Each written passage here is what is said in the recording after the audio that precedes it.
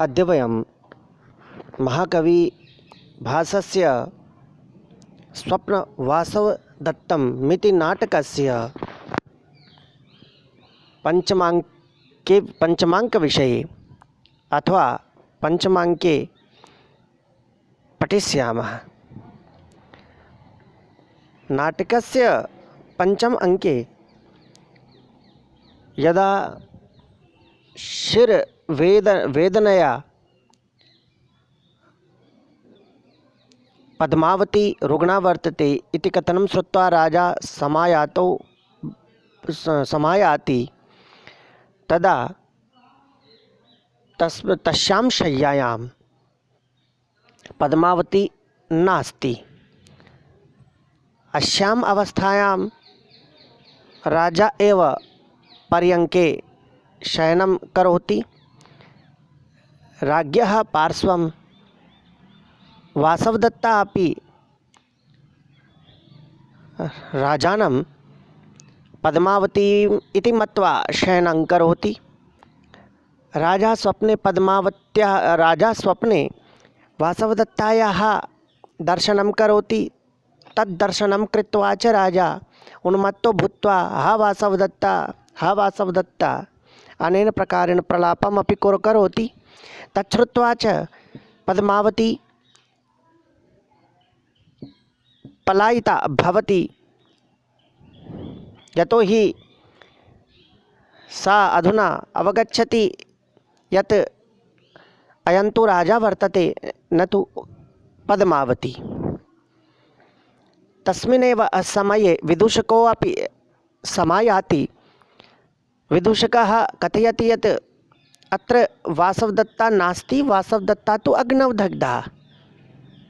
स्वप्ने एव भवतः कृते वासवदत्तायाः दर्शनम् अस्ति इति श्रुत्वा राजा कथयति, एवं मया स्वप्नो दृष्टः, अर्थात मया नूनं स्वप्न एव दृष्टः।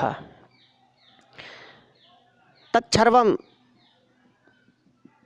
मञ्चनं यदा भवति तदा राजा एकस्य श्लोकस्यापि पाठं करोति। तच्छ्लोकम् अनेन प्रकारेण अस्ति। यदि तावदयं स्वप्नो धन्यम् अप्रतिबोधनम् अथायं विभ्रमो वा स्यात् विभ्रमो ह्यास्तु मे चिरम्। पुनश्च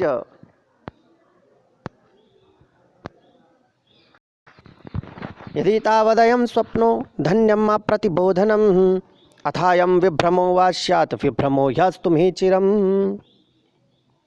अर्थात यदि चेत तावत् अयं स्वप्नः मामकेन संकल्पाकृतिः वासवदत्ता रूप विषयः, तर्हि अप्रबोधनम् अजागरणं धन्यं प्रशस्तम्। अथ पक्षान्तरे अयं स्वप्नः विभ्रमः मतिभ्रमः वा स्यात् भवेत् इति मे मम उदयनस्य विभ्रमः मनोभ्रान्तिः हि एव चिरं दीर्घकालम् अस्तु तिष्ठतु। अधुना श्लोके अस्मिन् रतिभावस्य व्यञ्जनापि सम्प्राप्नोति। अनुष्टुप् छन्दो अत्र वर्तते। श्लोके षष्ठं गुरुज्ञेयं सर्वत्र लघुपञ्चमं द्विचतुष्पादयोरिश्वं सप्तमं दीर्घमन्ययोः। इदम् अनुष्टुप् श्लोकस्य लक्षणं वर्तते। अस्य हिंद्याम अर्थो यदा भवति तदा यदि यह स्वप्न था तो मेरा न जागना ही अच्छा था। अर्थात यदि सपने में वासवदत्ता आई तो मुझे सपना देखते रहना चाहिए था। अगर यह मति भ्रम है तो मैं इस भ्रम का सदा ही बने रहना अच्छा ही समझता हूँ। अर्थात यदि यह भ्रम हो तो मैं इस भ्रम में ही जीना चाहता हूँ। अत्र राज्ञः रतिभावस्य अत्युत्कृष्टं व्यञ्जना प्राप्यते।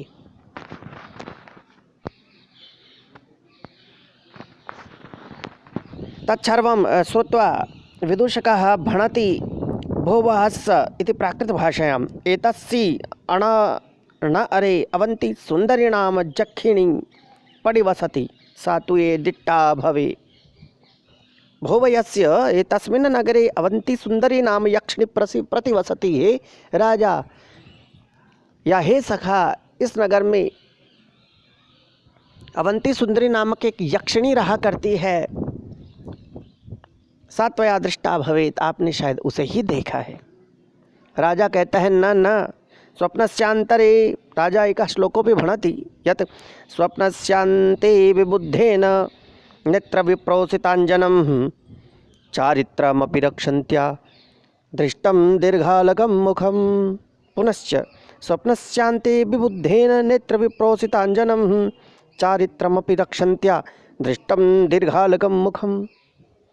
अर्थात स्वप्नस्य स्वप्नावस्थायाः अन्ते अवसाने विबुद्धेन जागरितेन मया चारित्रं सच्चरित्रवती सच्चरित्रतां सतित्वं वा अपि जीवितेन सह रक्षन्त्याः पालयन्त्याः वासवदत्तायाः नेत्रविप्रोषिताञ्जनं नेत्राभ्यां विप्रोषितं दूरीभृतम् अंजनं कज्जलं यस्मिन् तथोक्तं दीर्घालकं सुलम्बवेणिकं मुखं माननं दृष्टं विलोकितं वर्तते।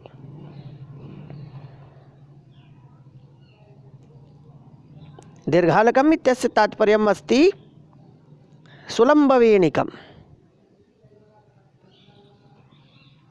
अस्य यदा हिंद्याम् अर्थो भवति तदा स्वप्न के अंत में जागने पर मैंने चरित्र की रक्षा करते हुए पद्मावती का बिना काजल की आंखों वाला तथा लंबे लंबे बालों से ढका मुख देखा है। अर्थात उसकी आंखों में काजल नहीं था, वासवदत्ता की आंखों में, तथा लंबे लंबे बालों से उसका मुख ढका हुआ था। इहावदेयम यत पोषित भर्तृका यापि कन्या भवति सा नेत्र विप्रोषितांजनम युक्तम भवति। अर्थात जिसके पति बाहर देश में चले गए हैं कमाने वगैरह के लिए, जीविका अर्जन के लिए बाहर चले गए हैं, वो पोषित भर्तृका कहलाती है। और वो काजल आदि भी अपनी आंखों में नहीं डालती, ऐसा नाट्य शास्त्र का सिद्धांत है। सुंदरकांड में भी इसका वर्णन प्राप्त होता है कि एक वेणी धरा बाला भर्तृचिंता परायणा भूमिशय्या विवर्णांगे पद्मिनी व हिमागमे। अर्थात वह एक चोटी बनाती है अथवा चोटियां ही नहीं बनाती है।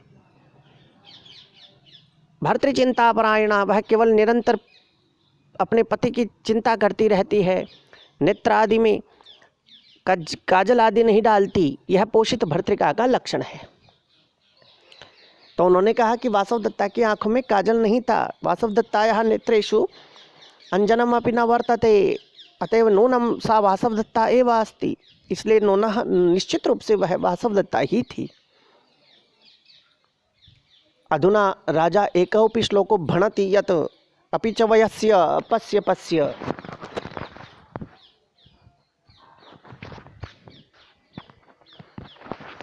योऽयं संत्रस्तस्या देव्याय तथा बाहुर्निपीडितः स्वप्ने तु पुण्य संस्पर्शो रोमहर्षं न मुञ्चति।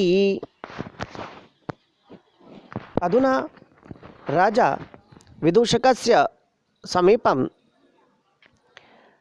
वासवदत्तायाः उपस्थित्याः प्रमाणमपि ददाति। सः कथयति यत् भो वयस्य, भो विदूषक, पश्यतु मां, यतो हि पुनश्च श्लोके योऽयं संत्रस्तस्या दिव्यातया बाहुर्निपीडितः स्वप्ने तु पन्न संस्पर्शो रोमहर्षं न मुञ्चति।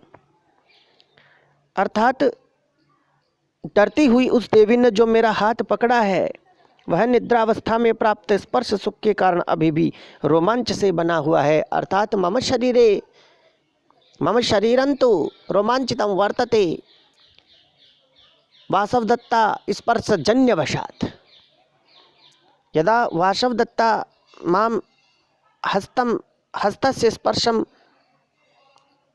अकुर्वत् तदा अधुनापि मम शरीरं रोमांचितं वर्तते। अतः वासवदत्तायाः उपस्थिति नूनम एव निश्चित रूपेण एव अत्र आसीत् इति राजा विदूषकस्य पुरतः भणति, कथयति इत्यर्थः।